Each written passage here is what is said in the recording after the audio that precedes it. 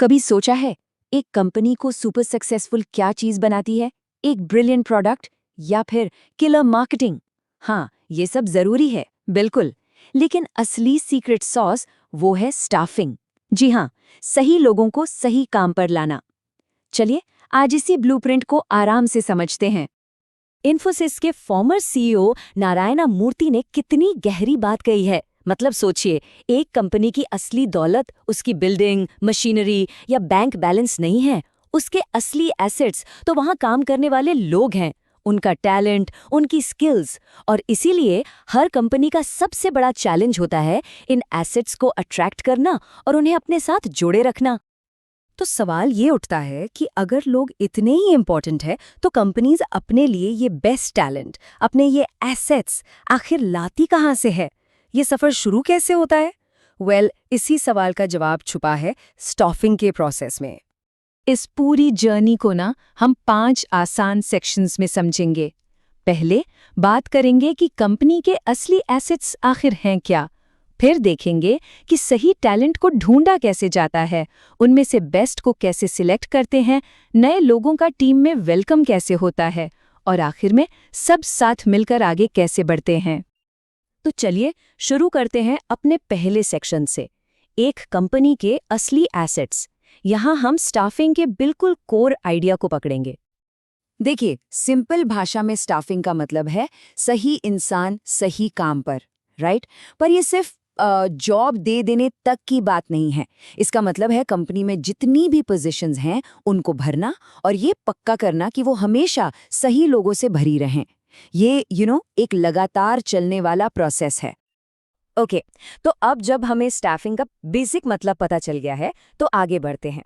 Section 2, सही talent की तलाश। और हाँ, असली खेल यहीं से शुरू होता है।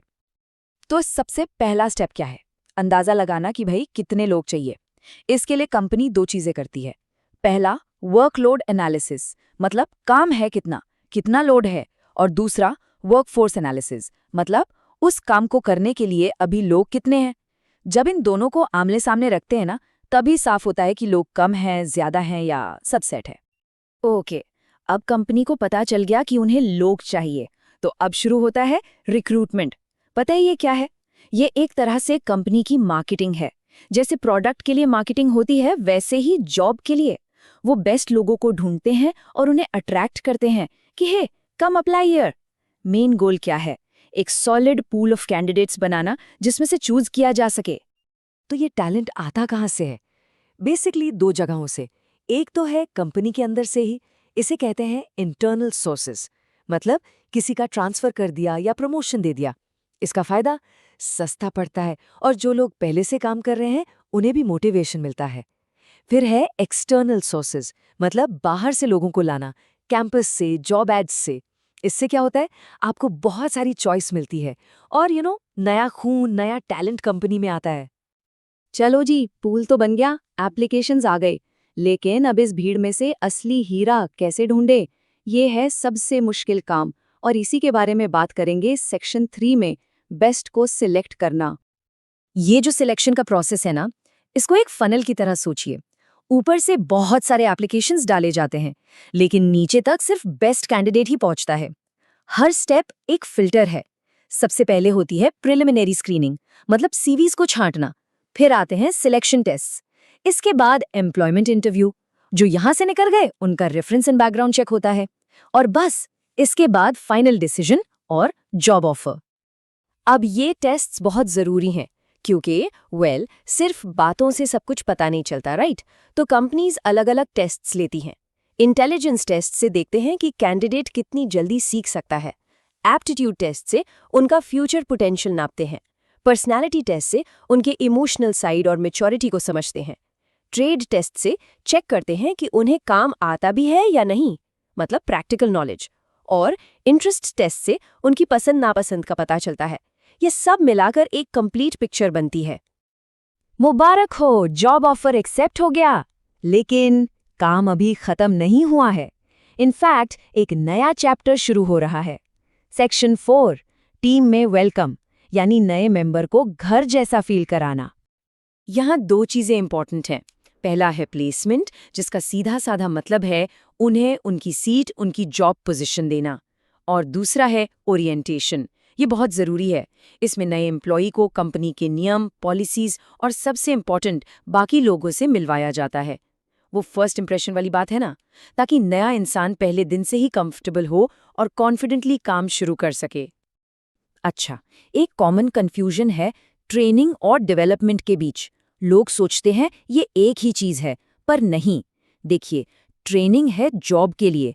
आपकी करंट जॉब को अच्छे से करने के लिए जो स्किल्स चाहिए वो ट्रेनिंग में मिलती हैं। ये शॉर्ट टर्म है। जबकि डेवलपमेंट है करियर के लिए। ये आपकी ओवरऑल ग्रोथ के बारे में है, आपको फ्यूचर के लिए तैयार करता है। ये एक लंबा, हमेशा चलने वाला प्रोसेस है। और अब हम आ गए हैं अपनी फाइनल सेक्शन पर। सेक्शन 5, साथ में आगे बढ़ना। क्योंकि जैसा मैंने पहले कहा था, स्टाफिंग बस जॉब देने पर खत्म नहीं होता। ये तो एक साइकिल है जो चलती रहती है। इस साइकिल के 3 बहुत इंपॉर्टेंट हिस्से हैं। पहला, परफॉर्मेंस अप्रेजल। यहाँ देखा जाता है कि एम्प्लॉय ने कैसा काम किया है, स्टैंडर्ड से मैच किया या नहीं। फिर इसी के बेसिस पर आता है दूसरा step, promotion and career planning. जिसका काम अच्छा है उसे आगे बढ़ने का, प्रमोशन का मौका मिलता है। और तीसरा, कॉम्पेंसेशन, मतलब अच्छे काम के लिए अच्छा पैसा और रिवॉर्ड्स। ये साइकिल ऐसी ही चलती रहती है और सबको मोटिवेटेड रखती है। और हाँ, जब हम कॉम्पेंसेशन बोलते हैं तो इसका मतलब सिर्फ इन हैंड सैलरी नहीं है। इसके 2 पार्ट्स हैं। एक होते हैं डायरेक्ट पेमेंट्स, जैसे आपकी सैलरी, वेजेस, बोनस। और दूसरे होते हैं इनडायरेक्ट पेमेंट्स, जैसे कंपनी का दिया हुआ मेडिकल इंश्योरेंस, छुट्टियां, एटसेट्रा। ये दोनों मिलाकर बनता है पूरा कॉम्पेंसेशन पैकेज। तो इस पूरी कहानी का कंक्लूजन क्या है? सिंपल, सही स्टाफिंग एक विन विन सिचुएशन है। जब सही लोग सही काम कर रहे होते हैं तो वो खुश रहते हैं, आगे बढ़ते हैं। और जब एम्प्लॉयज खुश और मोटिवेटेड होते हैं तो कंपनी तो सक्सेसफुल होगी ही। तो इन सब चीज़ों को समझने के बाद एक सवाल ज़रूर मन में आता है। अपनी ड्रीम कंपनी के बारे में सोचिए। वहाँ आपकी जर्नी इस पूरे प्रोसेस से गुजरते हुए कैसी होगी? इस पर ज़रूर सोचना।